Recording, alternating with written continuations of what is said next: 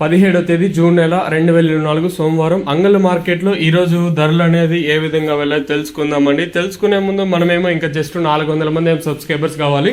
So మన channel subscribe చేసుకోకుండా అలాగే వీడియో లైక్ చేయకుండా చూస్తుంటే వీడియో లైక్ ప్లస్ సబ్స్క్రైబ్ చేసుకోండి. ఇంకా విషయానికి వస్తే present can PSR mandi almost complete అయ్యి వస్తుంది, ఒక 70% అది కంప్లీట్ అయింది.